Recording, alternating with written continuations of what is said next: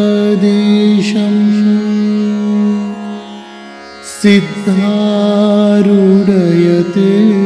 सिद्धारूढयतीश्वरम् शिष्यप्रशिष्यरूपेण बोधकं गुरुमाश्रये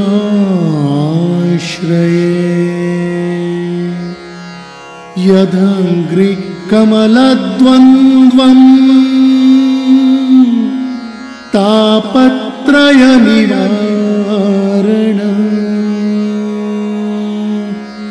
शान्तैक्यपददन्दैवम् सिद्धारूढमहं भजे सिद्धारूढमहं भजे सिद्धारूढमहं भजे।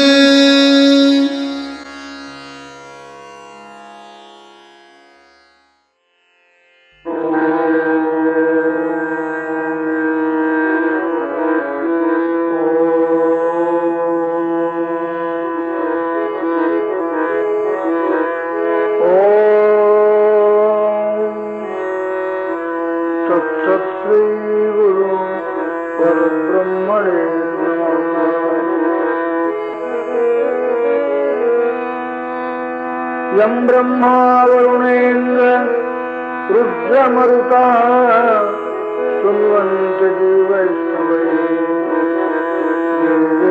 साङ्ग पराक्रमोपनिषदै गायन्ति यं सामगा ध्यानावस्थिततद्गतेन मनसा पश्यन्ति यं योगिनो यशान्तन्न विदुः सुरासुरगणा देवाय तस्मै नमः।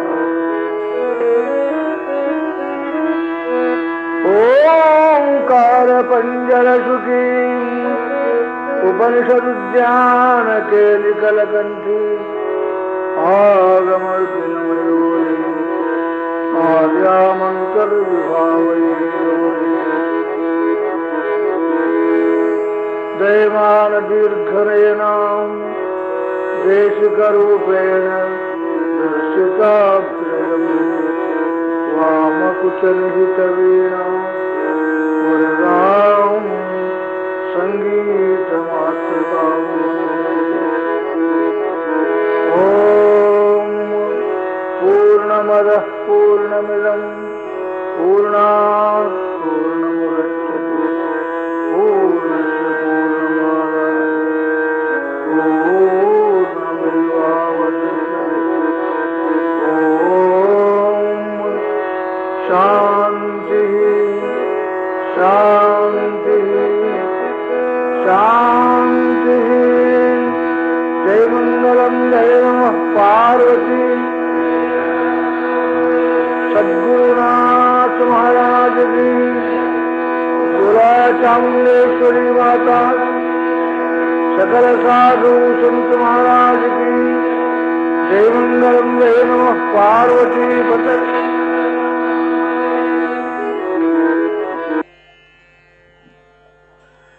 शंकरं शंकराचार्य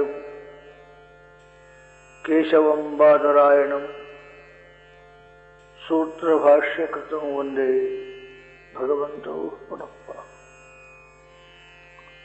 आद्य गुरुपुंगव भगवत पूज्यपाद ಭಗವಾನ್ ಶಂಕರರ ಚರಣಾರವಿಂದಗಳನ್ನು ಹೊತ್ಕಮರದಲ್ಲಿ ಧ್ಯಾನಿಸಿಕೊಂಡು ಸದ್ಗುರು ಪರಂಪರೆಗೆ ಪ್ರಣಾಮಗಳನ್ನು ಸಲ್ಲಿಸುತ್ತಾ ಶಿವಸ್ವರೂಪಗಳೇ, ಶ್ರಾವಣ ಮಾಸದ ಈ ಪರ್ವಕಾಲದಲ್ಲಿ ಸಿದ್ಧಾರೂಢ ಭಾರತಿ ಚರಿತ್ರ ಕಲ್ಪದ್ರಮವನ್ನು ಶ್ರವಣ ಮಾಡ್ತಾ ಇದ್ದೇವೆ. ಮಹಾತ್ಮರ ಚರಿತ್ರ ಅದು ಯಾವಾಗಲೂ ಪರಮ ಪವಿತ್ರ. ಒಮ್ಮೆ ಅವರು ಸ್ತೋತ್ರ ಮಾಡೋಣದರಿಂದ, ಒಮ್ಮೆ ಅವರು ನೆನಪು ಮಾಡಿಕೊಳ್ಳೋಣದರಿಂದ ನಾವೆಲ್ಲಿ ತಪ್ಪೀವಿ ಅಂತ ತಿದ್ದುಕೊಳ್ಳಿಕ್ಕಿನ ಪ್ರಯತ್ನ ಮಾಡಬೇಕು ಹೊರತು ಬರೀ ಅವರು ವರ್ಣನ ಮಾಡ್ತೀವಿ ಅಂತಲ್ಲ. ಸಿದ್ಧಾರೂಢರು ಅಂದರೆ ಅದು ಒಂದು ಸಜೀವವಾದ ವೇದಾಂತ, ನಡೆದಾಡಿದ ವೇದಾಂತ. ಅದು ಒಂದು ಅವಾಂಗ್ಮನ ಗೋಚರವಾದ ವಸ್ತುವನ್ನ ವಾಣಿಯ ಮುಖಾಂತರವಾಗಿ ಉಪದೇಶ ಮಾಡಿದ ಪರಮೋತ್ಕೃಷ್ಟೋನ್ನತಿ. ಇಂಥ ಮಹಾತ್ಮರ ಚರಿತ್ರೆಯಲ್ಲಿ ನಾವು ಕೇಳಿದ್ದೇವೆ. ತಿರುಕರಾಯನ ಕೋಟೆಯಲ್ಲಿ ಅನೇಕ ಬ್ರಾಹ್ಮಣೋತ್ತಮರು ತಮಗೆ ತಿಳಿದ ಪ್ರಶ್ನೆಯನ್ನು ಮಾಡಿ ಅವರಿಂದ ಸಮರ್ಪಕವಾದ ಉತ್ತರವನ್ನು ಪಡೆದುಕೊಂಡಿದ್ದಾರೆ. ಅದರಲ್ಲಿ ತಿರುಕಂಭಟ್ರು ಅಂತ ಒಬ್ಬರು ಇವತ್ತು ಪ್ರಶ್ನೆ ಮಾಡ್ತಾ ಇದ್ದಾರೆ. ಏನು? ಈಗ ಸತ್ತು, ಚಿತ್ತು, ಆನಂದ, ನಿತ್ಯ, ಪೂರ್ಣ ಈ ಲಕ್ಷಣಗಳನ್ನ ಬ್ರಹ್ಮದ ಯಥಾರ್ಥ ಉಪದೇಶಕ್ಕೋಸ್ಕರವಾಗಿ ಬಳಸಿಕೊಂಡಿದ್ದಾಗಿದೆ. ಅವು 5 ಒಂದು ಲಕ್ಷಣ. ಆದರೆ ಉಪದೇಶಕ್ಕೆ ಅನುಕೂಲವಾಗಲಿ ಅಂತ ತಿಳ್ಕೊಂಡು ಹೇಳಿ ಅದನ್ನು 5 ಲಕ್ಷಣಾತ್ಮಕವಾಗಿ ಗ್ರಹಿಸಿಕೊಂಡಿದ್ದಾರೆ. ಯಾವಾಗಲೂ ಇರೋಣದರಿಂದ ಸದ್ರೂಪವೆಂತಲು, ಎಲ್ಲವನ್ನು ಅರಿಯೋಣದರಿಂದ ಚಿದ್ರೂಪವೆಂತಲು, ಸರ್ವ ಸುಖಾಶ್ರಯವಾಗಿರೋಣದರಿಂದ ಆನಂದವೆಂತಲು, ಅವಿನಾಶಿಯಾಗಿರೋಣದರಿಂದ ನಿತ್ಯವೆಂತಲು, ಅದು ಇಲ್ಲದ ಸ್ಥಾನವೇ ಯಾವುದೂ ಇಲ್ಲವಾದ್ದರಿಂದ ಪರಿಪೂರ್ಣವೆಂತಲು ಅಂತ 5 ಲಕ್ಷಣಗಳನ್ನು ಉಪದೇಶಕ್ಕಾಗಿ ಗ್ರಹಣ ಮಾಡಿಕೊಂಡಿದ್ದಾರೆ. ಇದು ಶಾಸ್ತ್ರ ವಿನ್ಯಾಸ. ಯಾವುದನ್ನು ತಿಳಿಸಬೇಕಾಗಿದೆಯೋ ಅದನ್ನು ತಿಳಿಯುವಂತೆ ತಿಳಿಸುವುದೇ ಅದರ ಮರ್ಮ ಇರ್ತದೆ. ಇಲ್ಲಾಂದ್ರೆ ನಾವು ಹೇಳುವ ಶಾಸ್ತ್ರ ಯಾರಿಗೂ ತಿಳಿಯುವುದಿಲ್ಲ. ನಮ್ಮ ಶಾಸ್ತ್ರ ಕೇಳಬೇಕಾದ್ರೆ ಬಹಳ ಪಂಡಿತರು ಇರಬೇಕು. ಅಲ್ಲ, ಎಲ್ಲ ಪಂಡಿತರಿಗೆ ನಿನ್ನ ಶಾಸ್ತ್ರ ಗೊತ್ತಾಗುದಿದ್ರೆ ಅದರ ಅವಶ್ಯಕತೆ ಏನದು? ಸಂಸ್ಕೃತದಲ್ಲಿ ಒಂದು ಜೋಕ್ ಅದು. ಚತುರ ಸಖಿಮೇ ಭರ್ತ. ಇಬ್ರು ಹೆಣ್ಮಕ್ಳು ಕೂಡಿ ಸಂಚೆ ಹೋಗಿದ್ರು, ಅಂಗಡಿಗೆ ಹೋಗಿದ್ರು. ಅವರಿಬ್ರು ಚಲೋ ಕಲ್ತವ್ರೆ, ಚಲೋ ಸುಧಾರಿಸಿದವ್ರೆ. ಆದ್ರೂ ಇಬ್ಬರು ಕೂಡಿ ಬರೋ ಮುಂದೆ ಏನಾರ ಒಂದು ಮಾತಾಡಲಿಲ್ಲ ಅಂದ್ರೆ ಅವ್ರ ಹೆಣ್ಮಕ್ಳೆಲ್ಲ ನೆನಪಿಡಬೇಕು. ಸ್ವಾಭಾವಿಕ. ಚಲೋ ಓದ್ದವರು ಚಲೋ ಮಾತಾಡ್ಕೊಂಡವ್ರು. ಅದ್ರಾಗ ಒಬ್ಬಕ್ಕೇನನ್ಲು, ನನ್ನ ಗಂಡ ಇಂಥ ಶಾಣೆ ಅದಾನ, ಅವನಂತ ಶಾಣೆ ಈ ಜಗತ್ತಿನಾಗ ಇಲ್ಲ ಅಂದ್ಲ. ಆಕೆಗೆ ಇನ್ನೊಬ್ಬ ಹೊಟ್ಟೆಗೆ ಸಂತು ಬಿಟ್ಟಕ್ಕೆ, ಯಾಕೆ ನಿನ್ನ ಗಂಡ ಅಷ್ಟಾಗ ಶಾಣೆ ಇಲ್ಲ, ಅವ ಬರೆದದ್ದು ಯಾರಿಗೂ ಓದಕ್ಕೆ ಬರೋದಿಲ್ಲ, ಅದಕ್ಕೆ ಅವ ಶಾಣೆ. ಯಾಕಂದ್ಲು, ನನ್ನ ಗಂಡ ಅದಕ್ಕಿಂತ ಶಾಣೆ ಅದ ನಾನು. ಯಾಕಂದ್ರೆ ಅವ ಬರ್ದದ್ದು ಅವಂಗ ಓದಕ್ಕೆ ಬರೋದಿಲ್ಲ. ಬಂದೇನಪ್ಪ ಹುಬ್ಬಳ್ಳಿ ಅವ. ಹಂಗ ನಮ್ಮ ಶಾಸ್ತ್ರ ಒಮ್ಮೊಮ್ಮೆ ನಮಗ ತಿಳಿಯುವುದಿಲ್ಲ, ಇನ್ನೊಬ್ರಿಗೆ ಅರ್ಥ ಆಗೋದಂತೂ ದೂರ ಉಳಿಯಿತು. ಅಂಥ ಪಾಂಡಿತ್ಯದಿಂದ ಉಪಯೋಗ ಇಲ್ಲ. ಯಾವುದನ್ನು ತಿಳಿಸಬೇಕಾಗಿದೆ ಅದನ್ನು ತಿಳಿಯುವಂತೆ ತಿಳಿಸುವುದೇ ಒಂದು ಕಲೆ ಇದೆ. ಈ ಕಲೆಗೇನೆ ವ್ಯಾಖ್ಯಾನ ಅಂತ ಕರೀತಾರೆ. ಹಂಗ ಇಲ್ಲಿ ಆ ತಿರುಕಂಭಟ್ರು ಶಾಣ್ಯರು ಬಹಳ. ಅವರೇನಂದ್ರು, ಈ 5 ಲಕ್ಷಣಗಳಲ್ಲಿ ಆನಂದವಿದೆಯಲ್ಲ, ಈ ಆನಂದವು ಆತ್ಮನ ಗುಣ ಅಂತ ನನ್ನ ಅಭಿಪ್ರಾಯ ಅಂದರು. ಮೇಲ್ನೋಟಕ್ಕದು ಸಾಮಾನ್ಯವಾಗಿ ಹೌದು ಅನ್ನಿಸ್ತದೆ. ಏನಪ್ಪ, ಅವರು 3 ದಿವಸ ಒಟ್ಟು ದ್ರವ್ಯ, ಗುಣ, ಕರ್ಮ. ದ್ರವ್ಯವನ್ನು ಮಾನಿಸ್ತಾರೆ, ದ್ರವ್ಯದಿಂದ ಗುಣ, ಗುಣದಿಂದ ಕರ್ಮ. ನೈಯಾಯಿಕ ಸಿದ್ಧಾಂತ ವಿಶೇಷವಾಗಿ ನಮ್ಮ ಆಯುರ್ವೇದದೊಳಗೆ ಭಾಳ ಬರ್ತದೆ. ದ್ರವ್ಯ ಗುಣ ವಿಜ್ಞಾನ ಯೋಗದಲ್ಲಿ ಅವೆಲ್ಲ ವಿಶೇಷವಾಗಿ ಅವನ್ನು ಬಳಸಿಕೊಂಡಿದ್ದಾರೆ. ಹಂಗಿವೇನಂತಾನೆ, ಆತ್ಮನಿಗೆ ಆನಂದವು ಗುಣವೆಂಬುದು ನನ್ನ ಅಭಿಪ್ರಾಯ. ಸಿದ್ಧಾರೂಢರು ಅಲ್ಲಂದ್ರು. ಈಗ ನಾವು ಆತ್ಮನಿಗೆ ಗುಣ ಅಂತ ಕರೆದ್ವಿ, ಕೆಲಸ ಮುಗೀತು. ವ್ಯಾಖ್ಯಾನ ಈ ಸೂಕ್ಷ್ಮ ಬಿಡ್ತದೆ. ಎಲ್ಲಾದರೂ ಒಂದು ಅಕ್ಷರ ಹೆಚ್ಚು ಕಡಿಮೆ ಆಯ್ತು ಅಂದ್ರೆ ಇಡೀ ಸಿದ್ಧಾಂತ ಡಬ್ಬಾಗಿ ಹೋಗ್ತದೆ. ಏನಪ್ಪ ಹೆಂಗಂದ್ರೆ, ಆಕಾಶವು ನಿರವಯವಿದೆ, ಆಕಾಶ ವ್ಯಾಪಕವಿದೆ, ಆತ್ಮನು ಆಕಾಶದಂತೆ ಇದ್ದಾನೆ. ಇದನ್ನಂದ್ರೆ ಬಹಳ ತಪ್ಪು. ಆತ್ಮನು ಆಕಾಶದಂತೆ ನಿರವಯವನಿದ್ದಾನೆ ಅನ್ನುವಲ್ಲಿ ಮಾತ್ರ ಆಕಾಶ ದೃಷ್ಟಾಂತ ತಗೋಬೇಕು ಹೊರತು, ಆತ್ಮನು ಆಕಾಶದಂತಿದ್ದಾನೆ ಇಷ್ಟು ನೀವಂದ್ರಿ ಸಿದ್ಧಾಂತ ಬಾದ. ಕಾರಣ, ಆತ್ಮನಿಗೆ ಗುಣವಿಲ್ಲ,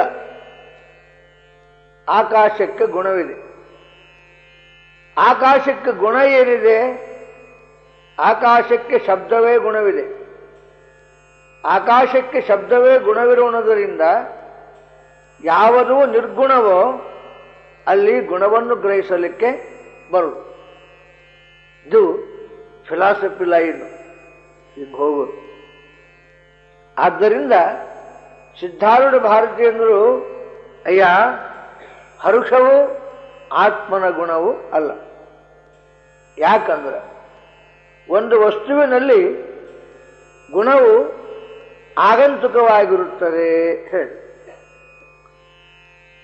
ಗುಣವು ಆಗಂತುಕವಾಗಿರುತ್ತದೆ. ಈಗ ಸೂರ್ಯನಿಗೆ ಪ್ರಕಾಶವು ಗುಣವೋ ಲಕ್ಷಣವೋ? ಗುಣ ಅಂದ್ರೆ ಬರಬೇಕು, ಹೋಗ್ಬೇಕದು. ಸೂರ್ಯನಿಗೆ ಛವಿಯು ಪ್ರಕಾಶವು ಗುಣವೆನ್ನುತ್ತೀರಾ ಅಥವಾ ಲಕ್ಷಣ ಅಂತೀರಾ? ಇಲ್ಲ. ಸೂರ್ಯನಿಗೆ ಪ್ರಕಾಶವು ಅವನ ಲಕ್ಷಣವೇ ಅಂತ ಹೇಳಬೇಕು ಹೊರತಾಗಿ ಸೂರ್ಯನಿಗೆ ಪ್ರಕಾಶವು ಗುಣ ಎಂಬುದಾಗಿ ಹೇಳಲಿಕ್ಕೆ ಬರುವುದು. ತಿರ್ಕೊಂಬಟ್ಟಂದ ನೋಡಿದೆ ನಾನು. ಹಂಗ ಯಪ್ಪ, ನೀನು ವೇದಾಂತದ ರೂಪ ಸಿದ್ಧಪುರುಷ, ನಿನ್ನನ್ನು ಹೊಂದಿ ನಾವು ಧನ್ಯರಾದಿವೆ ಅಂತ ಹೇಳಿ ತಿರ್ಕೊಂಬಟ್ರು. ಅವ್ರನ್ನ ಓಲೈಸ್ತಾ ಇದ್ದಾರೆ, ಮಾತಾಡ್ಕೊಂತ ಕುಂತರು. ಅಷ್ಟೊತ್ತಿಗೆ ಒಬ್ಬರು ಬಂದರು. ಅವಾಗ ಒಬ್ಬರು ವಿಪ್ರೋತ್ತಮರು ಆ ತಿರುಕರಾಯನ ದೇವಾಲಯಕ್ಕೆ ನೈವೇದ್ಯ ತಗೊಂಡು ಬಂದರು.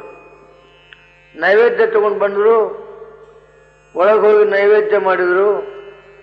ನೈವೇದ್ಯ ಮಾಡಿ ಹೊರಗೆ ಬಂದು ವಿಚಾರ ಮಾಡಿದ, ದೇವರಂತೂ ಉಣ್ಣುವುದಿಲ್ಲ,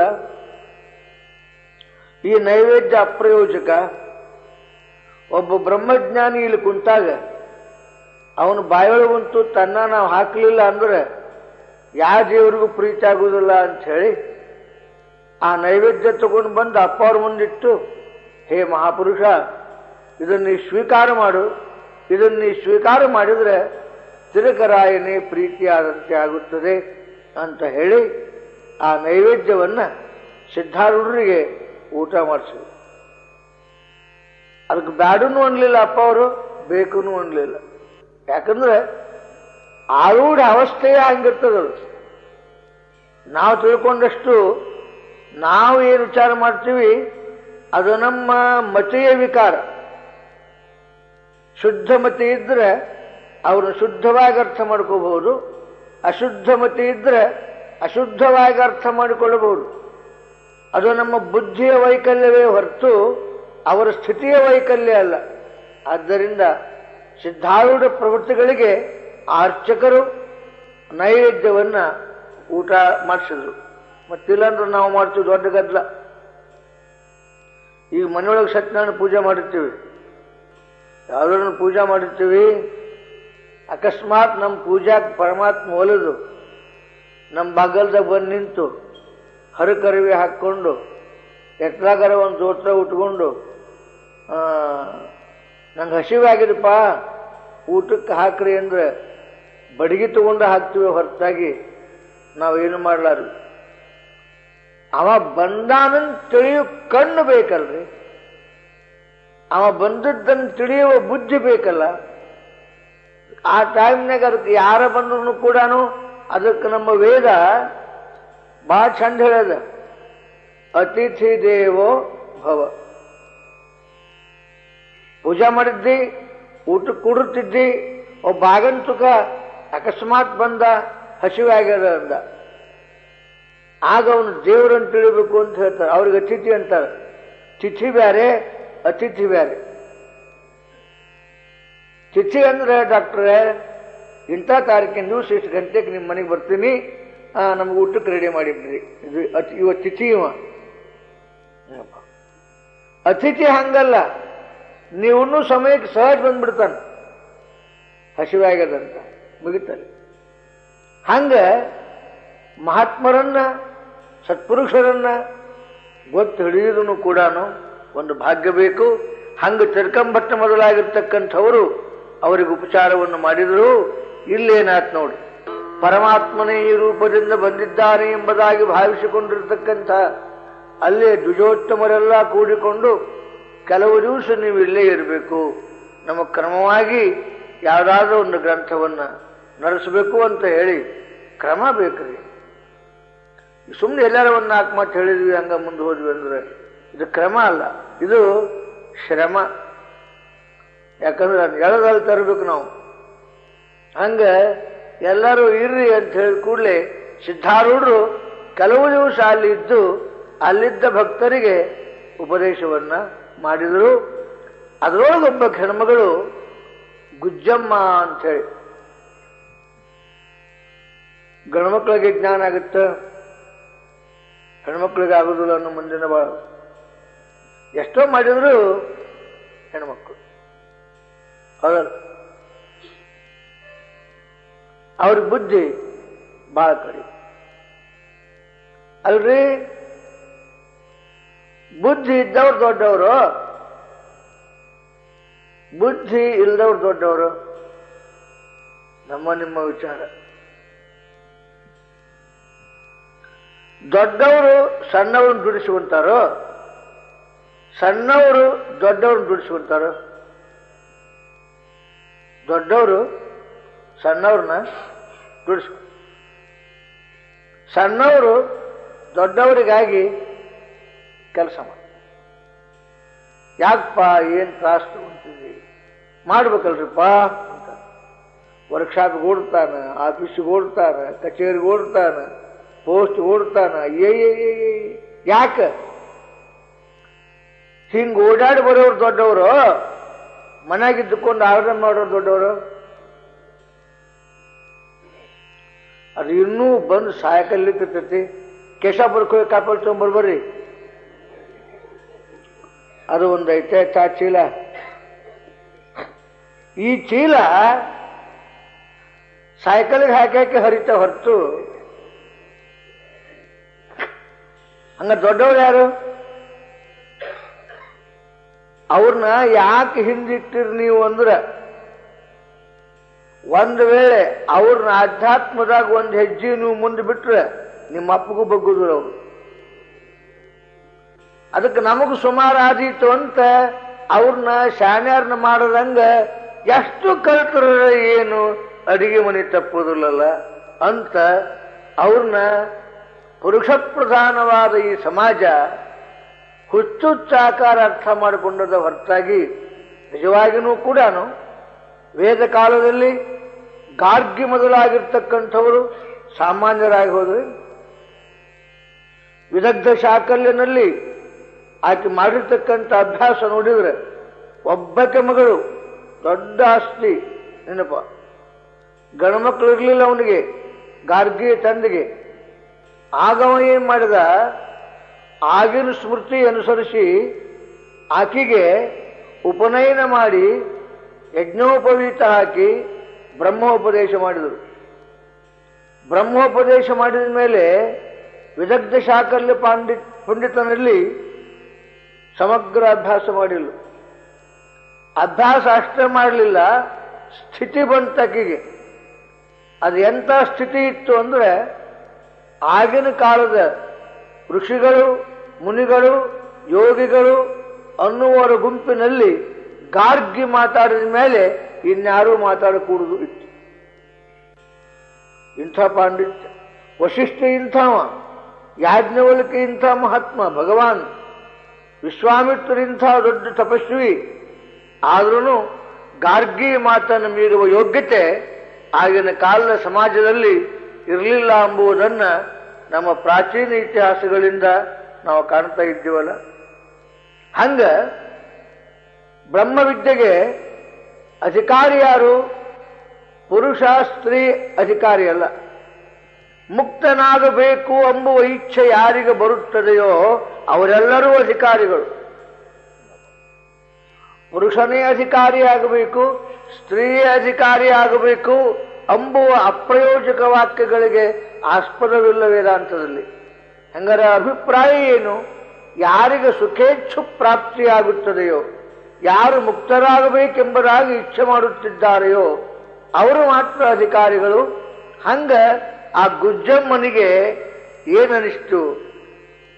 ಬ್ರಹ್ಮಜ್ಞಾನಿಗಳು ಬಂದಾರೆ, ಅವರಿಂದ ನಾನು ಉಪದೇಶ ಪಡೆಯಬೇಕು, ಅವರಿಂದ ನಾನು ಧನ್ಯಳಾಗಬೇಕು ಎಂಬುದಾಗಿ ಇಚ್ಛೆ ಬಂದು ಅಪ್ಪ ಅವರ ಹತ್ರ ಬಂದು ಹಣ್ಣು ಹೂಕಾಯಿಗಳನ್ನು ತಂದು ಗುರುವಿನಡಿಗಿಟ್ಟು ಸಾಷ್ಟಾಂಗ ಪ್ರಣಾಮವನ್ನು ಮಾಡಿ ತದ್ವಿಧಿ ಪ್ರಣಿಪಾತೇನ ಪರಿಪ್ರಶ್ನೇನ ಸೇವಯ ಉಪದೇಕ್ಷಂತಿ ತೇ ಜ್ಞಾನಂ ಜ್ಞಾನಿನಃ ತತ್ವದರ್ಶನ. ಭಗವಂತನ ಮಾತು. ಆದ್ದರಿಂದ ಆ ತತ್ವದರ್ಶಿಯಾಗಿರ್ತಕ್ಕಂಥ ಸಿದ್ಧಾರೂಢರ ಬಳಿಗೆ ಬಂದು ಹಣ್ಣು ಹೂಕಾಯಿ ಅರ್ಪಿಸಿ ದಂಡವತ್ ಪ್ರಣಾಮವನ್ನು ಮಾಡಿ. ಅದನ್ನ ಯಾಕೆ ಮಾಡಬೇಕು? ಬಹಳ ಅಭಿಮಾನ ಕಳ್ಕೊಳ್ಳೋಕೆ ಮೊದಲು ಮಾಡಬೇಕು. ನಮಸ್ಕಾರ ಮಾಡೋ ಕೆಲಸ ಇಲ್ಲದ ಅಭಿಮಾನ ಕಳ್ಕೊಂಡ್ರೆ ಕೆಲಸ. ಗುರು ಕಂಡಲ್ಲಿ ಸಾಷ್ಟಾಂಗ ಪ್ರಣಾಮವನ್ನು ಮಾಡಬೇಕಂತ ನಿಯಮದು. ಎಷ್ಟೋ ಮಹಾತ್ಮರು ನೋಡಿದ್ದೆ ನಾನು, ಮೈ ಮೇಲೆ ಬಟ್ಟೆಗಳು ರಾಡಿ ಆಗ್ತವನ್ನು ವಿಚಾರ ಮಾಡಲಿಲ್ಲ. ಎಲ್ಲಿ ಗುರುಗಳು ಕಂಡ್ರು ಅಲ್ಲಿ ಉದ್ದಕ್ಕೆ ಬಿದ್ದರೂ ಹೊರತು ಅಲ್ಲಿ ಅದನ್ನು ಏನೂ ಮಾಡ್ಲಿಕ್ಕೆ ಪ್ರಯತ್ನ ಮಾಡಲಿಲ್ಲ. ಹಂಗ ಗುಜ್ಜಮ್ಮ ಪ್ರಣಾಮವನ್ನು ಮಾಡಿ, ಹೇ ಗುರುನಾಥ ಪರಿಪ್ರಶ್ನೆಯ ಸೇವಯ. ಏನು ಪ್ರಶ್ನೆ ಮಾಡಿಲ್ಲೋ? ನನ್ನನ್ನು ಭವದಿಂದ ದೂರ ಮಾಡು, ಈ ಜನ್ಮ ಮರಣಾತ್ಮಕವಾಗಿರ್ತಕ್ಕಂಥ ಭಯದಿಂದ ನನ್ನನ್ನು ಮುಕ್ತಳನ್ನಾಗಿ ಮಾಡು. ಗುರುವಿನ ಹೊರತಾಗಿ ಇನ್ನಾವ ದೇವತೆಗಳಿಂದಲೂ ಈ ಕಾರ್ಯ ಆಗುವುದಿಲ್ಲ, ಮತ್ತು ಅಂತಿಂತ ಗುರುವಿನಿಂದನೂ ಆಗುವುದಿಲ್ಲ, ದೇವತೆಗಳಿಂದಲೂ ಆಗುವುದಿಲ್ಲ. ಯಾವನು ಶ್ರೋತ್ರಿಯ ಬ್ರಹ್ಮನಿಷ್ಠನೋ ಅವನಿಂದ ಮಾತ್ರ ಆಗುತ್ತದೆ.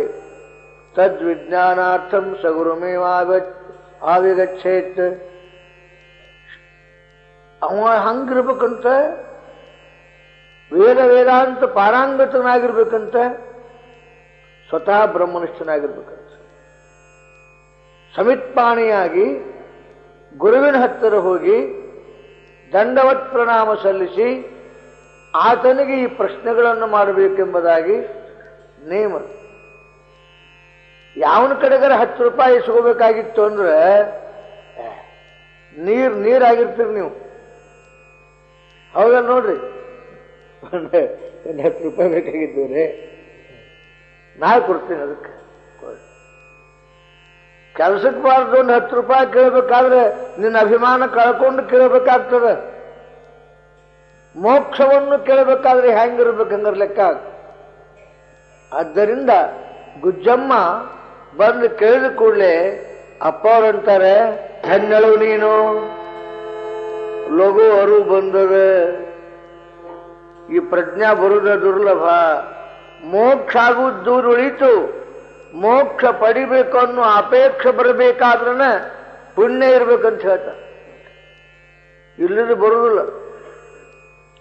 ನೀನು ಪುಣ್ಯಾತ್ಮಳು ತಾಯಿ ಗುಜ್ಜಮ್ಮ, ಸ್ನಾನ ಮಾಡಿ ಬಾ ಅಂತೇಳಿ ಅಪ್ಪ ಅವರು ಆ ಸ್ನಾನ ಆದ ಮೇಲೆ ಭಸ್ಮವನ್ನು ಧಾರಣ ಮಾಡಿ, ರುದ್ರಾಕ್ಷಿಯನ್ನು ಧಾರಣ ಮಾಡಿ, ದಕ್ಷಿಣ ಕರ್ಣದಲ್ಲಿ ಓಂ ನಮಃ ಶಿವಾಯ ಎಂಬತಕ್ಕಂಥ ಮಹಾಮಂತ್ರವನ್ನ ಉಪದೇಶ ಮಾಡಿ ಮರೆಯದು. ಗುರುವಿನ ಮರಿಬೇಡ, ಗುರು ಕೊಟ್ಟ ಮಂತ್ರ ಮರಿಬೇಡ. ನಮ್ಮ ಮರುವಾಗುವವ ಹೇಳ್ರ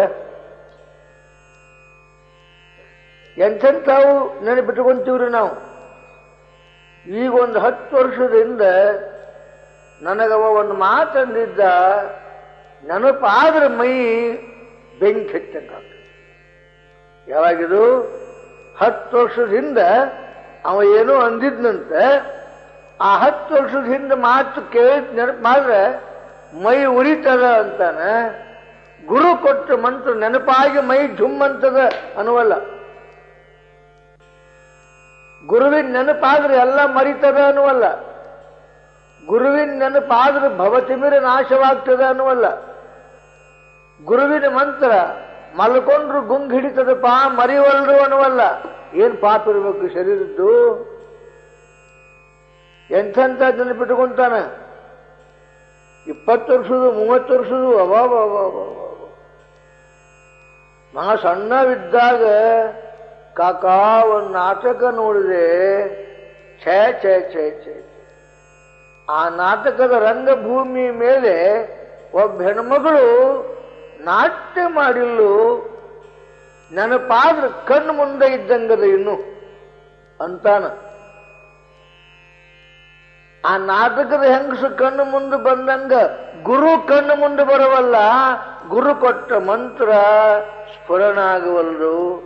ಎಂದಪ್ಪ ನಾವು ಮುಕ್ತರಾಗೋದು? ಅದಕ್ಕೆ ಗುಜ್ಜಮ್ಮ ನೋಡು, ಗುರು ಕೊಟ್ಟ ಮಂತ್ರವನ್ನು ಮರೆಯದಿರು ತಾಯಿ.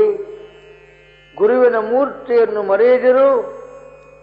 ಎಲ್ಲಿ ಶಾಸ್ತ್ರ ನಡೀತದ ಅಲ್ಲಿ ಹೋಗು, ಶ್ರವಣ ಮಾಡು, ಧನ್ಯಳಾಗು ಅಂತ ಆಶೀರ್ವಾದ ಮಾಡಿದ ಕೂಡಲೇ ಅವಾಗಂತಾರೆ, ಅಂದು ತಾನಾ ಸ್ತ್ರೀಯು ಗುರು ಕೃಪೆ ಬಂದಿ ಹರುಷದಿ ಧನ್ಯಳೇನ ನೆಂದು ಗುರುಮೂರ್ತಿಯನ್ನು ಹೃದಯದಿ ನೆನೆದು ಗಮಿಸಿದಳು. ಇಂದು ಗುರುಗಳ ಪಯಣವೆಂದಲ್ಲಿಂದ ಸರ್ವರು ಪೂಜಿಸುತ್ತವ. ಲಿಂಗ ಮಾಶೀರು ವಚನ ಒಡೆದ ರತಿಯ ಬೆಳಗಿದರು. ಆರತಿಯ ಬೆಳಗಿದರು. ಧನ್ಯೋಹಂ ಗುರುವೇ, ಧನ್ಯನಾದೆ. ನಾವು ಸ್ತ್ರೀಯರು ಮುಕ್ತರಾಗುವುದಿಲ್ಲ ಅಂತ ಭಾವಿಸಿದ್ದೆ. ಗುರುನಾಥ, ಎಂಥ ಕರುಣಾಳು ನೀನು, ನನಗೆ ಜೀವನ್ಮುಕ್ತಿಯನ್ನೇ ಕೊಟ್ಟಿ ಅಂತ ಹೇಳಿ ನಮಸ್ಕಾರ ಮಾಡಿಲ್ಲು. ಆತು, ನಾನಿನ್ನ ಮುಂದೆ ಪ್ರಯಾಣ ಮಾಡ್ತೀನಿ ಅಂತ ಅಪ್ಪ ಅವರು ಅಂದ ಕೂಡಲೇ ಊರ್ ಜನರೆಲ್ಲ ನಾ ಮುಂದೆ ನೀ ಮುಂದಂತ ಎಲ್ಲರೂ ಬಂದು ಆ ತಿರುಕರಾಯನ ಕೋಟೆಯಲ್ಲಿ ನಾರಾಯಣ ದೇವರ ಗುಡಿಯೊಳಗೆ ಸಿದ್ಧಾರೂಢರನ್ನು ಕುಂದಿರಿಸಿ ಪಾದಪೂಜೆಯನ್ನು ಮಾಡ್ತಾ ಇದ್ದಾರೆ. ಇವು ಬೇಡಿದ್ರೆ ಬರುವಲ್ರಿ, ಸ್ವಾಭಾವಿಕ ಆಗ್ತಾ ಇರ್ತಾವ. ಯಾವಾಗ ಎಲ್ಲರೂ ಕೂಡಿ ಪಾದಪೂಜೆಯನ್ನು ಮಾಡಿದ್ರೋ ಆರತಿಯನ್ನು ಹಚ್ಚಿ ಕೆಲವು ಮಾತಂತಾರೆ.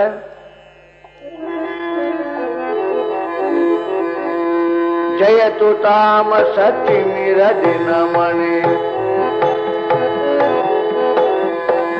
ಜಯತು ಭವಕುಲ ಶರದಿ ಸುತರಣಿ ಜಯತು ಮೋಕ್ಷಾಸಕ್ತ ಜನ ಚಿಂತಾಮಣಿಯ ಜಯತು ಜಯತು ಬ್ರಹ್ಮಜ್ಞಾನವರಖಣಿ ಜಯತು ಸದ್ಗುರು ಜನಕುಲಾಗ್ರಣಿ ಜಯತು ಸಿದ್ಧಾರೂಢ ಸದ್ಗುಣ ಮಣಿಯ ಜಯ ಜಯತು ಮಣಿಯ ಜಯ ಜಯತು ಜಯತು ತಾಮಸ ತಿಮಿರ ದಿನಮಣಿ ಅಜ್ಞಾನವೆಂಬ ಕತ್ತಲಕ್ಕೆ ಸೂರ್ಯನು ನೀನೆ ಭವಕುಲ ಶರದಿ ಸುತರಣಿ ಭವೆಂಬ ಸಮುದ್ರವನ್ನು ದಾಟಿಸುವ ತಾರಕ ನೀನು ಜಯತು ಮೋಕ್ಷಾಸಕ್ತ ಜನ ಚಿಂತಾಮಣಿ ಯಾರು ಮೋಕ್ಷವನ್ನು ಅಪೇಕ್ಷೆ ಮಾಡುವರೋ ಅವರಿಗೆ ಅದನ್ನು ಕೊಟ್ಟು ರಕ್ಷಿಸುವ ಜೀವಂತ ನೀನು ಜಯತು ಬ್ರಹ್ಮಜ್ಞಾನ ವರಖಣಿ ಜಯತು ಸದ್ಗುರು ಜನಕುಲಾಗ್ರಣಿ ಜಯತು ಸಿದ್ಧಾರೂಢ ಸದ್ಗುಣಮಣಿ ಜಯ ಜಯತು ಎಂಬುದಾಗಿ ಎಲ್ಲ ಜನರು ನಿಂತು ಅಪ್ಪ ಅವರಿಗೆ ಆರತಿಯನ್ನು ಮಾಡಿದರು. ಆ ಉತ್ಸವದಿಂದ ಆ ಗುರುನಾಥನನ್ನು ಮೆರೆಸಿ ನಗರದ 4 ಬೀದಿಗಳಲ್ಲಿನೂ ಕೂಡ ಆತನನ್ನು ಓಲೈಸಿ ಅದನ್ನೆಲ್ಲ ಅವ್ರು ನಿಂತುಕೊಂಡಾಗ ಸಿದ್ಧಾರೂಢರಂದ್ರು, ನಾನೇನು ಹೇಳಿನಿ ಅದನ್ನ ನೆನಪಿಟ್ಟುಕೊಂಡ್ರಿ ಅಂದ್ರೆ ನೀವು ಇದೇ ಜನ್ಮದಲ್ಲೇ ಮುಕ್ತ. ಅದು ಬರುವಲ್ ನೋಡ್ರಿ. ಅವ್ರು ಹೇಳ್ಯಾರ ಕೈಲಾಸ ಮಂಟಪದಾಗ ಅಪ್ಪ ಅವರು ಶಿವರಾತ್ರಿ ಮಾಡೋ ಕಾಲಕ್ಕೆ ಜಡಿಯಪ್ಪನವ್ರನ್ನ ಕರೆಸ್ತಿದ್ರು. ವರ್ಷ ಕರೆಸೋದು ಶಿವರಾತ್ರಿಗೆ. ಈ ಜಡಿಯಪ್ಪನವ್ರಂದ್ರೇನು, ಇವರು ನಮ್ಮ ಗುರುಗಳು ಹೇಳ್ತಿದ್ರು, ಅಂಥ ಸುಂದರ ಸನ್ಯಾಸಿನ ನೋಡಿಲ್ಲ ಅಂತಿದ್ರು. ಬಂಗಾರದ ವರ್ಣ, ಮೈತುಂಬ ಬಂಗಾರ, ರಾಜಯೋಗಿ, ರೇಷ್ಮೆ ಜರದ ಪೀತಾಂಬರಗಳು ಅಲ್ಲ, ದೊಡ್ಡ ಕಥೆಯು. ಕರೆದು ಕುಂದ್ರಿಸಿದ್ರಂತೆ. ಎಲ್ಲರೂ ಕಬೀರದಾಸ, ತಮ್ಮನ ಭಟ್ರು ಎಲ್ಲರೂ ಶಾಸ್ತ್ರ ಹೇಳಿದ್ರು. ಸಿದ್ಧಾರೂಢರು ಏನಂದ್ರು, ಜಡಿಯಪ್ಪ ನೀವು ಶಾಸ್ತ್ರ ಹೇಳ ಅಂತ. ಬಿಡ ನಿನ್ನ ಮಂದಿ ಕುಂದ್ರದಲ್ಲಿ ಬೇಡಪ್ಪ. ಇಲ್ಲ ನೀ ಹೇಳು, ನಾ ಕೇಳ್ತೀನಿ. ಹಂಗಾರ ಗಟ್ಟಿ ಕುಂದ್ರನ್ ಎಲ್ಲಾರು. ಒಬ್ಬ ಏನಂದ, ಹೇಳ್ರಿ ಅಪ್ಪ, ನಾವೇನು ಎದ್ದು ಓಡಿ ಹೋಗ್ತೀವಿ ಅಂತ ಹೇಳ. ಹಂಗ ಮತ್ತೊಮ್ಮಂದ ಮತ್ ಗಟ್ಟಿ ಕುಂದ್ರಿ ಅಂತ. ಶುರುವಾತ್ರಿ. ಇದು ನಮಸ್ಕಾರ ಶ್ಲೋಕ ಶುರು ಆಗ್ಬೇಕಲ್ಲ. ಕಾಳಬಡ್ಡಿ ಮಕ್ಕಳ ಇದು ಶುರು ಇಲ್ಲಿಂದ. ಇದು ಮಂಗಲ ಶ್ಲೋಕ. ಇದ್ರ ಮುಂದೆ ಎಷ್ಟು ಅಮಂಗಲಿದ್ದು ನಮಗ್ ಗೊತ್ತಿಲ್ಲ, ಅವಂಗ ಗೊತ್ತಿಲ್ಲ. ಎಷ್ಟು ಬೇದರು ಜಡಿಯಪ್ಪನವರು ಅವತ್ತಂದ್ರೆ ಬರೋಬ್ಬರಿ ಟೈಮ್ ಹಚ್ಚಿ 1 ತಾಸು ಬೇರು. ಮುಂದೆ ಕುಂತವ್ರಂದ್ರು ಸಿದ್ಧಾರೂಢರು ಏನ್ ಮಾಡಿದ್ರು, ಇವನ್ ಯಾಕೆ ಹಚ್ಚಿದ್ದಾರೆ? 1 ತಾಸು ಬೇದು ಸುಮ್ಮನಾಗಿ. ಯಾಕ್ರಲೇ ಕಾಳಬಡ್ಡಿ ಮಕ್ಕಳ, ನಾ ಅಂದದ್ ಮನುಷ್ಯಗೆ ಭಾಳ ಹತ್ತೇನು? ಮುಂದಂದ ಮುಂದ್ ಕುಂತವ ಅದ್ ತಗೊಂಡು ಏನ್ ಮಾಡ್ತಾರಿ, ನಮ್ಮೂರಾಗಿದ್ರೆ ಹೇಳ್ತಿದ್ದೆ ಅವ್ರು. ನಾವು ಏನು ಉಳಿವಲ್ ನಮ್ಮದು, ನಮ್ಮೂರಾಗಿದ್ರೆ ಹೇಳ್ತಿದ್ವಿ ಅಂದ. ಜಡಿಯಪ್ಪನರಂದ್ರು, ಕಾಳಬಡ್ಡಿ ಮಗನೇ, ನಾ ಬೈದ ಬೇಗಳ ನಿಮ್ಮ ಮನುಷ್ಯಗೆ ಹ್ಯಾಂಗ ಹತ್ತಿರುವೋ ಹಂಗ ಸಿದ್ಧಾರೂಢ ಹೇಳಿದ ಶಾಸ್ತ್ರ ನಿಮ್ಮ ಮನುಷ್ಯಗೆ ಹಚ್ಚಂದ್ರೆ ಇವತ್ತ ಮುಕ್ತರಿದ್ರಿ ನೀವು. ನಮಗ್ ಬೇಗ ಹತ್ತಿದಂಗ ಅವು ಹತ್ತುವಲ್ವು, ಅವು ಲಘು ಹತ್ತವ. ಅದಕ್ಕಂತಾರೆ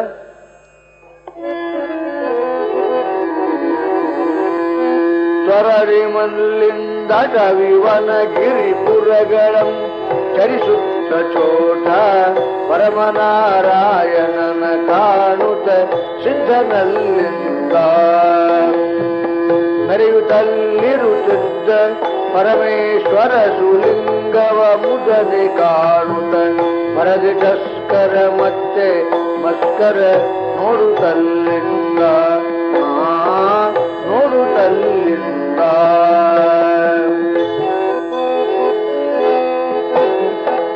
ತಿರುವತಾರದ ಕೃಷ್ಣ ಮೂರ್ತಿಯ ಮೆರೆಸುಮರ್ಥನು ಕಾಣುತ್ತಲ್ಲಿ ತಿರುವತಾಂಗುರ ಗೈರಿ ಸುಪ್ರದ್ಯುಮ್ನ ನಾಮಕಲ ಪುರಗ ಶಯನನ ಮೂರ್ತಿಯಂ ಕಂಡುರೆ ಸರಿಯಲ ತಳಜ ವಿಪ್ರದ ಪರಮ ಭೋಜನ ಪಂಕ್ತಿ ಸಾಗಿದೆ ಕುಳಿತ ನೊಂದೆಲೆಗೆ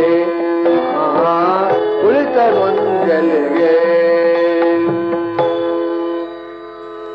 ಅಲ್ಲಿಂದ ಅಪ್ಪ ಅವರು ಪ್ರಯಾಣ ಮಾಡಿದರು.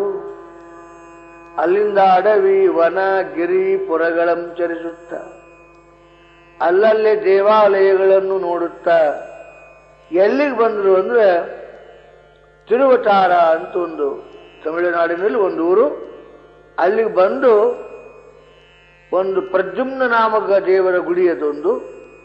ಆ ಪ್ರದ್ಯುಮ್ನ ನಾಮಕ ದೇವಾಲಯದಲ್ಲಿ ಉರಗಶಯನನಾಗಿ ಪರಮಾತ್ಮ ಮಲಗಿಕೊಂಡಿದ್ದಾನೆ. ಅದನ್ನು ನೋಡಿದ್ರು ಸಿದ್ಧಾರೂಢರು. ಬಹಳ ಚಂದದ, ಅಡ್ಡಿ ಇಲ್ಲ. ಹಸಿವೆ ಆಗಿತ್ತು ಸಿದ್ಧಾರೂಢರಿಗೆ. ಅಲ್ಲಿಯ ವಿಪ್ರೋತ್ತಮರು ಭೋಜನ ಸಾಕ್ಷಿದ್ರು. ಭೋಜನ ಸಿದ್ಧಾರೂಢರು ಏನ್ ಮಾಡಿದ್ರು ಅಂದ್ರೆ ಒಂದು ಎಲಿಗೆ ಹೋಗಿ ಕುಂತರು. ಕುಂತು ಕೂಡಲೇ ಒಬ್ಬ ಒಂದ, ಏಯ್ ಶೂದ್ರ, ಬುದ್ಧಿ ಇಲ್ಲ ನಿನಗೆ, ಬಂದು ಎಲಿ ಮೇಲೆ ಕೂತಿದಿ. ಅಪ್ಪ ಅವ್ರ ನಕ್ಕರು. ನೋಡ್ರಿ, ಬ್ರಾಹ್ಮಣರ ಗುರ್ತು ಬ್ರಾಹ್ಮಣರು ಹಿಡಿತಾರ ಹೊರತಾಗಿ ಬ್ರಾಹ್ಮಣರು ಅಲ್ದವ್ರು ಹಿಡಿಯುವುದಿಲ್ಲ. ಶಾಣರಿ ಅಂದ ಕೂಡಲೇ ಸಿಟ್ಟು ಬಂತು. ಅಲ್ಲೋ, ನಮ್ಮ ಮಠಕ್ಕೆ ಬಂದು, ನಮ್ಮ ಗುಡಿಗೆ ಬಂದು, ನಮ್ಮ ಪಂಕ್ತಿಯಾಗ ನಮ್ಮ ಎಲಿ ಮೇಲೆ ಕುಂತು ನಮಗೆ ಶೂದ್ರಂತಿದೆ ನೀನು. ಜನಿವಾರ ನಿನ್ನ ಶಿಖ ಎಲ್ಲರೂ ಹೆದರಿ ಎದ್ದೋಳಗವೇನು? ಅಶಿಖ ಅಯಜ್ಞೋಪವೀತ ಯಜಿಕ್ತಿಯಾ ದೃಚ್ಚಿಕೋ ಭವೇತ್. ಸನ್ಯಾಸಿಗಳಿಗೆ ಶಿಖಾ ಯಜ್ಞೋಪವೀತ ಎರಡೂ ಇರಬಾರ್ದಂತ ನೇಮದ. ಸನ್ಯಾಸ ಕುಡುಮುಂಡನ ಇವರಪ್ಪ ಇವರವನು ಶ್ರಾದ್ದ ಮಾಡಿಸೋದಲ್ದ ಅವನು ಶ್ರಾದ್ದ ಅವನ ಕೈಲೇ ಮಾಡಿಸಿ ವಿರಜಾ ಹೋಮ ಮಾಡಿ ಕೌಪಿನ ಕೊಟ್ಟಿರ್ತಾರೆ. ಮತ್ತೆ ಶಿಖಾ ಯಜ್ಞೋಪವೀತ ನಮ್ಮಲ್ಲೆಲ್ಲ ಬರಪ್ಪ ಅಂದ್ರು. ಹಂಗಾರ ಎಣ್ಣೆ ಎತ್ತಿ ಏನು? ಹೌದು ಅಲ್ರಿ, ಎತ್ತಿ ಆದರೆ ಕಮಂಡಲ ದಂಡ ಇರ್ಬೇಕಲ್ಲ. ಇಲ್ಲ, ಅವು ಇದ್ದು ಜನರಿಗೆ ಅವು ಮೋಸ ಮಾಡ್ತಾವಂತೇಳಿ ಅವನ್ ತೆಗೆದಿಟ್ಟಿನಿ. ಯಾಕಂದ್ರೆ ಭರ್ಜರಿಯಾಗಿ ದಂಡ, ಕಮಂಡಲ, ಯೋಗದಂಡ ಅವನ್ನು ಇವನ್ನು ಹಾಕೊಂಡು ಜನರನ್ನು ಮೋಸ ಮಾಡೋ ಸ್ವಾಮಿಗಳು ಎಷ್ಟು ಮಂದಿ ಇಲ್ಲ, ಆಷಾಢಭೂತಿಗಳು. ಅದಕ್ಕೆ ಅವನು ತೆಗೆದಿವಪ್ಪ ಅಂದ್ರು ಅವರು. ಮತ್ತೇನ್ ಮಾಡ್ಕೊಂಡಿದೆ ಅಂತಂದ್ರು, ಅವಾಗ ಹೇಳ್ತಾರೆ, ವೈರಾಗ್ಯವೇ ಭಸ್ಮ, ಸಮಭಾವನೆಯೇ ಕಂಠೆ, ವಿವೇಕವೇ ಕಮಂಡಲ, ಜ್ಞಾನವೇ ದಂಡ, ಪ್ರಣವವೇ ಸೂತ್ರ, ಮತ್ತು ಉಪರತೆಯೇ ಶಿಖ. ಹಿಂಗೆಲ್ಲ ಇದ್ದೂ ಕೂಡ ನನ್ನ ಶೂದ್ರ ಅಂದ್ರಲ್ಲ ನೀವು. ಗುರ್ಸುವುದ್ರಿ ಜ್ಞಾನಿಗಳಿದ್ರಿ. ಕಳಸದಾಗ ಎಲ್ಲರೂ ಹನುಮಂತೂರ್ ಗುಡಿದು ಒಂದು ಉತ್ಸವ ಮಾಡಿದ್ರು, ಪ್ರಸ್ಥ ಮಾಡಿದ್ರು. ಏನ್ ಮಾಡಿದ್ರು ಅಂದ್ರೆ ಶಿರ ಘಮ ಘಮ ಘಮ ಘಮ ಅನ್ಬೇಕು. ಶಿರ ಅನ್ನ ಎಲ್ಲ ಮಾಡಿದ್ರು. ಕರಾರೇನು, ಗೋವಿಂದ ಭಟ್ಟನ್ ಕರಿಬಾರ್ದು. ಅವ ಆ ಮುಸೂರ್ರಾಮ ಶರೀಫ್ನ ಕರ್ಕೊಂಡು ಹುಚ್ಚುಚ್ಚಾಕರ ಅನಾಚಾರ ಮಾಡ್ತಾನೆ. ಅವನ್ನ ಊಟಕ್ಕೆ ಕರಿಬಾರ್ದು. ಕರ ದೇವ್ರಿಗಂದ್ರು ನಮ್ಗೆ ಯಾಕೆ ಹರ್ಕತ್ತಾಗಿದೆ? ನಮ್ಮ ಮನೆಗೆ ಊಟ ಅದ ಸದಾ ಶಂಕರಿ ಅವರ ಕುಲದೇವತ ಬನಶಂಕರಿ, ಹೆಂಡತಿ ಹೆಸರು ಶಂಕರಿ. ಶಂಕರಿ ಶಂಕರಿ ಶಂಕರಿ ಅಂತ ಸುಮ್ಮನೆ ಒಂದು ಹರಕ್ ಚಾಪೆ ಹಾಸಿಕೊಂಡು ಸದಾ ಕುಂತು ಶರೀಫ್ ಬಂದ್ರೆ ಆಧ್ಯಾತ್ಮ ವಿಚಾರ ಮಾಡೋದು ಒಂದು ಅವ್ರ ಗುರಿ. ಆತು ಯಾರೂ ಕರೆಯಕ್ಕೆ ಹೋಗಲಿಲ್ಲ. ಶರೀಫ್ ಬಂದ ಕಳಸಕ್ಕೆ. ಒಳ್ಳೆ ಹುರುಪಾಟ್ ಅಪ್ಪ ಅವ್ರಿಗೆ, ಗೋವಿಂದ ಭಟ್ರಿಗೆ. ಬಂದ ಶರೀಫ, ಯಾರು ಜೋಡಿದ್ದಿಲ್ಲ, ಬಾ ಗುಡಿಯಾಗ ಏನ ಮಾಡಕ್ ಹಚ್ಚಾರಲ್ರಿಪ್ಪ. ಅವ್ರೇನ್ ಮಾಡ್ತಾರ ನಂಗೆ ಗೊತ್ತಿಲ್ಲ. ಇಲ್ಲಿ ಊರಾಗಿರೋದು ಬ್ಯಾಡ, ನಾವು ಊರ್ ಹೊರಗೆ ಒಂದು ಸಣ್ಣ ಗುಡಿ ಅದು ಡಬ್ಗಳಾಗ, ಅಲ್ಲಿ ಹೋಗಿ ಕುಂತರಿಬ್ರು. ಇವರು ಕಟ್ಟ ಮಾಡ್ಕೊಂಡಿದ್ರು ಅವನು ಕರಿಬಾರ್ದು ಅಂತ ಹೇಳಿ. ಕರೀಲಿಲ್ಲ. ಆ ಎಲೆ ಹಾಕಿದ್ರು, ಬಡಸಕ್ ತಯಾರಾಗಿ ನಿಂತರು, ಎಲ್ಲ ಆತು. ಅದೇನು ಶಿರಾ ಇತ್ತು ನೋಡ್ರಿ, ಆ ಶಿರಾದ್ದು ಆ ಹಂಡೆದ ಮ್ಯಾಲಿಂದ ಮುಚ್ಚಳ ತೆಗೆದ್ರು, ಗಮ್ಮತ್ ನಾರಕ್ ಹಚ್ಚ. ಒಬ್ಬ ಒಂದ ಅಡಿ ಕಟ್ಟದ್ರಿ ಭಟ್ರ, ಮಂತ್ರ ಅಂದ.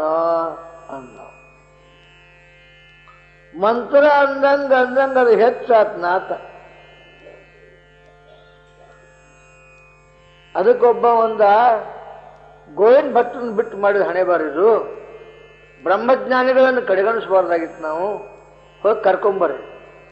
ಮನೆಗೆ ಹೋದ್ರು, ಮನೆಯಾಗಿಲ್ಲ. ಇವ್ರು ಮಡಿಲಿದಾರ ನೋಡ್ರಿ.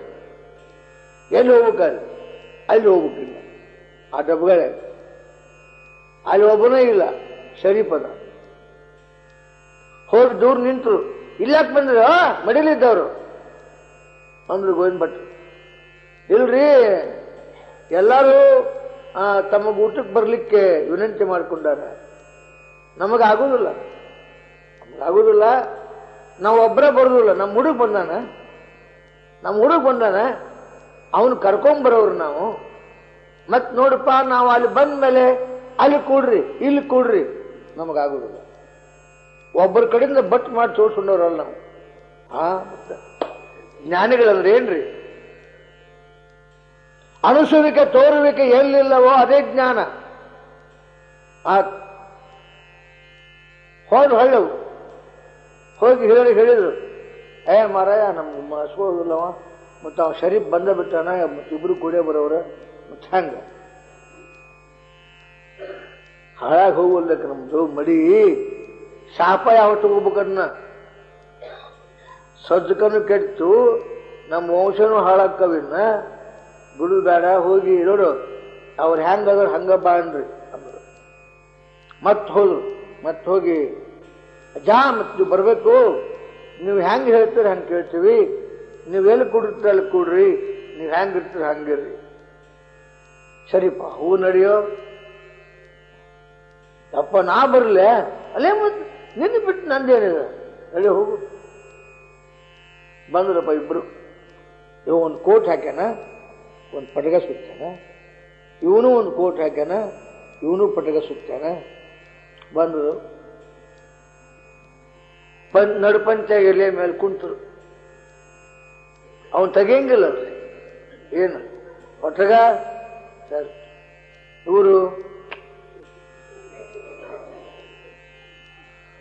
ಹನುಮಪ್ಪ ಏನ್ ತಂದೆಪ್ಪ ಹೊತ್ತು, ಏನೋ ಅನ್ನಂಗಿಲ್ಲ. ಅಂದ್ರೆ ಎದ್ದು ಹೋಗ್ತಾರ. ಹಂಗ ಹೋಗುದಿಲ್ಲ. ಎದ್ದು ಹೋಗೋ ಮುಂದೆ ಎಲ್ಲರನ್ನು ಪುಣ್ಯ ತಗೊಂಡು ಹೋಗ್ತಾರೆ ಸಾಮಾನ್ಯ.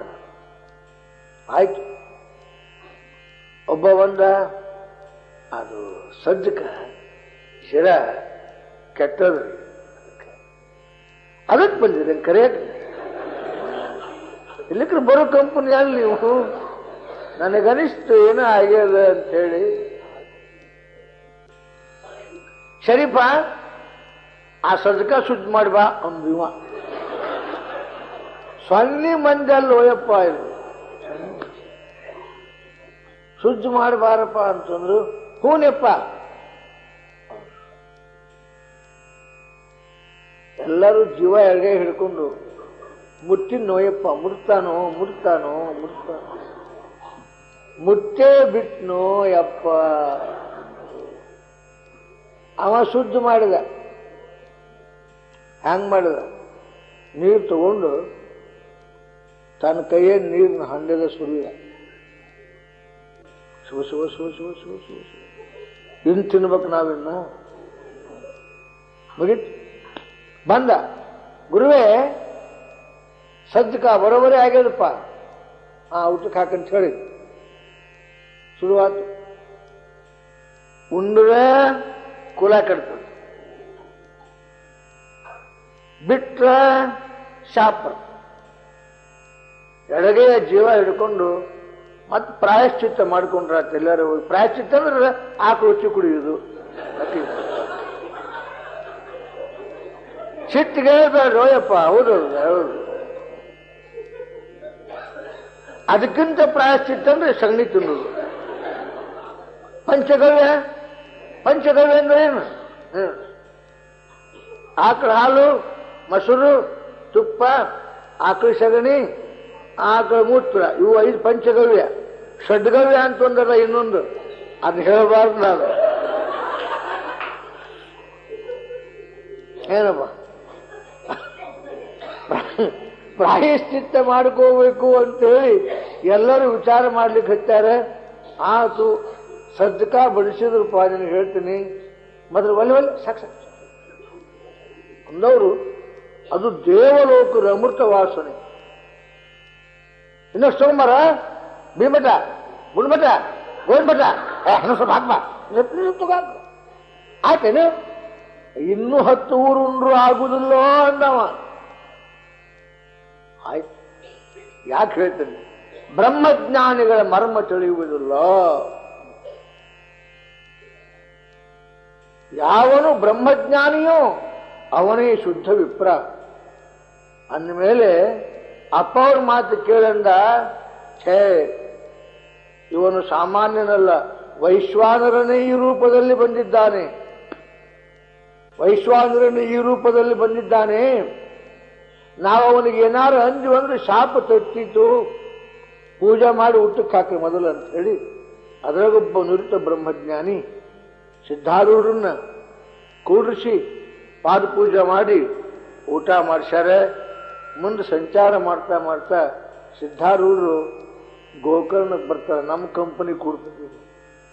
ನಮ್ಮ ಕಂಪನಿ ಅಂದ್ರೆ ಯಾರು? ಜಡಿಯಪ್ಪನವರು, ಸಿದ್ಧಾರೂಢರು ಕೂಡ್ತಾರೆ.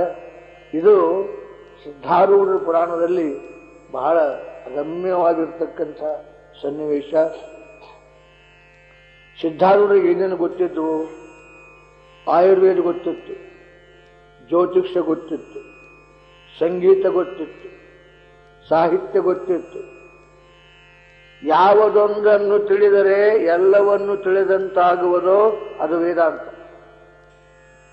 ಯಾವುದೊಂದನ್ನು ತಿಳಿದರೆ ಇನ್ನೊಂದನ್ನು ತಿಳಿಯುವ ಅವಶ್ಯಕತೆ ಇಲ್ಲವೋ ಅದು ವೇದಾಂತ.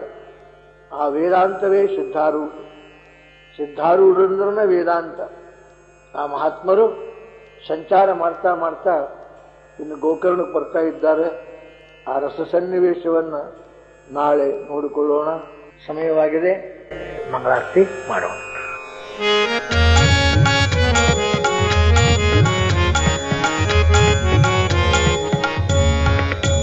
ಗುರುರಾಜ ಸಿದ್ಧಾರೂಢ ಸಮರ್ಥ ಬೆಳಗುವೆ ಆರತಿಯ, ಗುರುವರ ಬೆಳಗುವೆ ಆರತಿಯ. ಗುರುರಾಜ ಸಿದ್ಧಾರೂಢ ಸಮರ್ಥ ಬೆಳಗುವೆ ಆರತಿಯ, ಗುರುವರ ಬೆಳಗುವೆ ಆರತಿಯ. ಗುರುರಾಜ ಸಿದ್ಧಾರೂಢ ಸಮರ್ಥ ಬೆಳಗುವೆ ಆರತಿಯ, ಗುರುವರ ಬೆಳಗುವೆ ಆರತಿಯ. ಮೋಕ್ಷಾಪೇಕ್ಷೆಗೆ ತತ್ವಂ ಪದದ ಅರ್ಥವ ಬೋಧಿಸಿದಿ, ಗುರುವರ ಅರ್ಥವ ಬೋಧಿಸಿದಿ. ಊಕ್ಷಾವಾಹನ ಶಂಕರನಾಮೋಚಾರವ ಮಾಡಿಸಿದೆ, ಗುರುವರೋಚಾರವ ಮಾಡಿಸಿದೆ. ಗುರುರಾಜ ಸಿದ್ಧಾರೂಢ ಸಮರ್ಥ ಬೆಳಗುವೆ ಆರತಿಯ, ಗುರುವರ ಬೆಳಗುವೆ ಆರತಿಯ. ಗುರುರಾಜ ಸಿದ್ಧಾರೂಢ ಸಮರ್ಥ ಬೆಳಗುವೆ ಆರತಿಯ, ಗುರುವರ ಬೆಳಗುವೆ ಆರತಿಯ. ಶ್ಯಾಮಧಾಮ ಶ್ರೀರಾಮ ಭಿನ್ನ ಶಂಕರ ನೀನಿರುವಿ, ಗುರುವರ ಶಂಕರ ನೀನಿರುವಿ. ಕಾಮ ಕ್ರೋಧವ ನಾಶಿಸಿ ಜಗದೊಳು ಶಾಂತಿಯ ಬೀರಿದೆ, ಗುರುವರ ಶಾಂತಿಯ ಬೀರಿದೆ. ಗುರುರಾಜ ಸಿದ್ಧಾರೂಢ ಸಮರ್ಥ ಬೆಳಗುವೆ ಆರತಿಯ, ಗುರುವರ ಬೆಳಗುವೆ ಆರತಿಯ. ಗುರುರಾಜ ಸಿದ್ಧಾರೂಢ ಸಮರ್ಥ ಬೆಳಗುವೆ ಆರತಿಯ, ಗುರುವರ ಬೆಳಗುವೆ ಆರತಿಯ. ಚರಣ ಭಜಕರ ದುರಿತ ವೃಂದವ ತ್ವರಿತದಿ ನಾಶಿಸಿದಿ, ಗುರುವರ ತ್ವರಿತದಿ ನಾಶಿಸಿದಿ. ವರಭ್ರೂಲತಾಪುರ ದೈವದಿಂದಲೀ ನಿರುತದಿ ವಾಸಿಸಿದಿ, ಗುರುವರ ನಿರುತದಿ ವಾಸಿಸಿದಿ. ಗುರುರಾಜ ಸಿದ್ಧಾರೂಢ ಸಮರ್ಥ ಬೆಳಗುವೆ ಆರತಿಯ, ಗುರುವರ ಬೆಳಗುವೆ ಆರತಿಯ. ಗುರುರಾಜ ಸಿದ್ಧಾರೂಢ ಸಮರ್ಥ ಬೆಳಗುವೆ ಆರತಿಯ, ಗುರುವರ ಬೆಳಗುವೆ ಆರತಿಯ.